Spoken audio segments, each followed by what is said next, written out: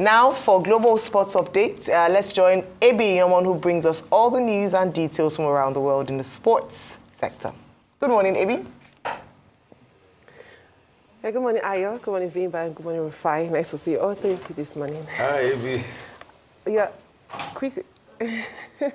Well, quickly we go to tennis. There we'll talk about the reigning African champion. That's Anolu Akpakpeyori, who is talking about wanting to defend his title. He's currently in a tournament ongoing in Cameroon, which is the African Badminton Championship, rather.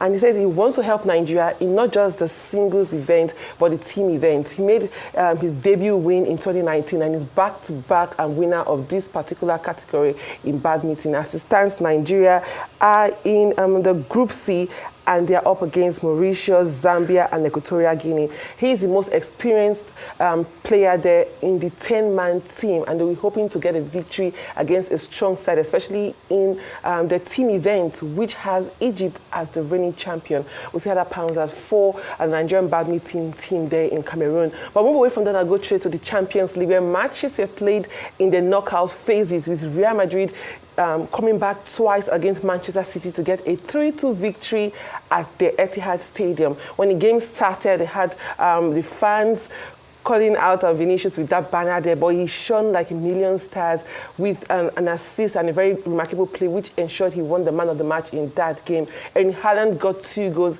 his first goals against Madrid on the 5th attempt, but he now has 49 Champions League goals in 48 games. That's really quick, but Manchester City have a tall order, as Real Madrid are already one leg into the round of 16, and they face them at the Bernabeu next week. It's going to be a tall order for them to get a victory against Madrid. And other matches were played in the Champions League, which saw Borussia Dortmund get a 3-0 victory against Sporting CP. Guirassy, that's the Guinean, was in that game and got a goal. He's now the highest goal scorer in the Champions League with 10 goals this season. We had Gross and Adeyemi Karim getting the other goals for Borussia Dortmund. And PSG had a 3-0 victory as well against Brest, and it was Dembele who got a brace after getting a hat-trick against them in the Ligue 1. He now has a brace. It's been a fantastic 2025 for him. 14 goals in 8 matches for Ousmane Dembele this season. And you have McKennie and Mangula in a 2-1 victory against PSV. They scored 2 goals at home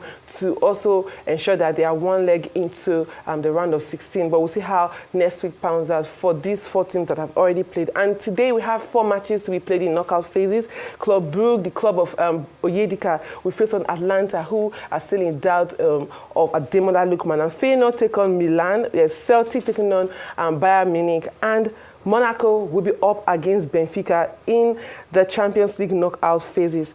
Now, away from the Champions League, we'll move to the FA Cup, where a match was played between Exeter and Nottingham Forest. In that game, we had Nigeria Super Eagles player, that is Taiwo Awoniyi, getting a goal, but he had to be straightened out after having his nose hit in a collision with the Exeter goalkeeper. And Nottingham Forest came out to say he has a broken nose. We wish him an early recovery after that game, but he is said to be working unaided after that match. Nottingham Forest went on to defeat Exeter on penalties, and they moved to the 5th round of the FA Cup. And away from the FA Cup, we'll go to boxing, where the IBA president says that the IBA may just be suing the Olympics, as the IOC, considering the allowing transgender women to fight in the Olympics. And he says that because of the order by Trump, it validates their argument that men should not be allowed into women's sports. It's been ongoing, and it looks like a major clash between these 2 big bodies in boxing.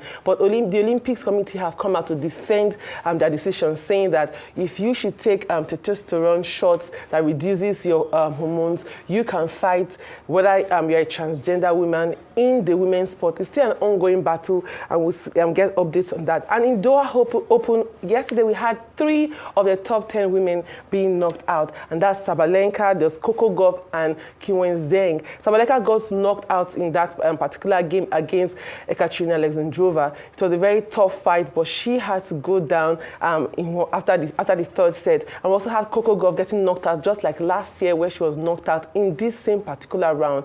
But for Ons Jabeur, the African, that's the Tunisian, she got her first top 10 win since 2023. She's a 3-time finalist in the Grand Slam. We hope that she gets a victory this time out. But that's all for me on the world of sports today. Thank you so much, Ebi. I'll begin with the transgender, the developments happening with rules around transgenders competing in women's divisions or in men's divisions. Before this, if you remember, if you can think back to Caster Semenya and that era, and the fact that Caster Semenya was actually naturally born with more testosterone than a woman is normally born with, and all of the noise and the fight that went around it, and of course she was eventually allowed to compete with women because she was born a woman. But when you now talk about those who are voluntarily wanting to change their gender and then wanting to go and fight against, so you're a man and you've evolved into being a woman and you want to go and fight a woman, it doesn't make sense. It does not make sense at all. So I feel that maybe there should be a special, platform created for transgenders to go at it between themselves, so that we can have this clear distinction. But just from biologically, it doesn't make sense to have a man, physiologically a man fighting physically a woman. Of course, we know how that's going to turn out in most cases. Sorry, not trying to sound, anti-feminist or anything, but there's that. Now, badminton is very exciting because I know that the Badminton Association of Confederation Africa, has launched the path to LA 2028. So I love the fact, and of course, Badminton Federation of Nigeria is a part of that. I love the intentionality around preparing for the next Olympics already within badminton, and I wish that could be replicated in other sports as well and in other areas. Of course, we already know that Eniola Bolaji was the first African to win a medal for badminton at the Paris Olympics. So I'm glad that we're honing into this badminton that's not really your traditional popular sport, but we seem to be good at it and we should push for it. Yeah, it was cricket as well for the women and now badminton. So I love that we're exploring other parts of sports here in Nigeria. But let me talk about that game between Manchester City and Real Madrid and just the dramatic side of things. So when the match started, the Real Madrid stars, or the Manchester City stars, were taunting Real Madrid because, of course, of that infamous, clash, or shall I say rivalry between Vinicius Jr.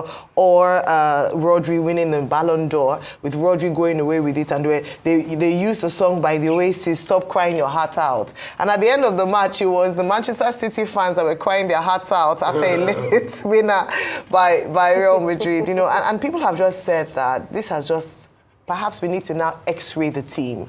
It's no longer a fluke. It's no longer looking like a bad run. It's looking like there are fundamental issues that Manchester City must face. Some people have said they have aging players. Some people are saying that they feel demotivated, and I need to check that because it just seems as if they're tanking lower and lower. But congratulations to Real Madrid. I believe there's a second leg, and let's see how that would pan out. But they should stop crying their hearts out. The Ballon d'Or is over. It's now time for football. And in this regard, Real Madrid definitely took it home. Speaking of Oasis, I think one other thing we should also tell Man City not to do is don't look back in anger, because I know they're quite very angry now. And for all the Man City fans out there, take heart. But what were the Man City fans thinking? Did they think Manchester City was going to beat Real Madrid just like that? And I'm sure, especially when that first goal came in by Haaland, they thought, oh, they got it. But no, not that easy. You had the likes of Vinicius Jr. He said he didn't win the Ballon d'Or. Yeah. Yes, he didn't win the Ballon d'Or, but he won something bigger than the Ballon d'Or, rubbing it in. So it's just a slippery slope for Manchester City. What a divorce can cause does not exist. What a divorce cannot cause does not exist for Pep Guardiola. So, but it is fine. We'll take it in the strides. There are going to be a couple of other games to be played today. Let's see how that pans out. But I'm really happy, like you said rightly, Ari, that Nigerian sports were looking into other dimensions. I think a couple of years ago, some girls tried the bobsleigh and they represented Nigeria in bobsleigh and they did quite well, you know, and a few other sports. And Vimba, I mean, I hear your read, perfectly fine.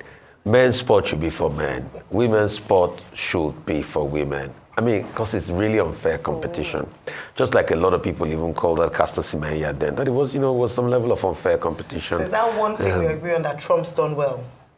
No. I have, see, to a large extent, Let's leave repeat, Trump. I have traditional African values. I have never supported the excessive wokeness of the Democratic Party in America.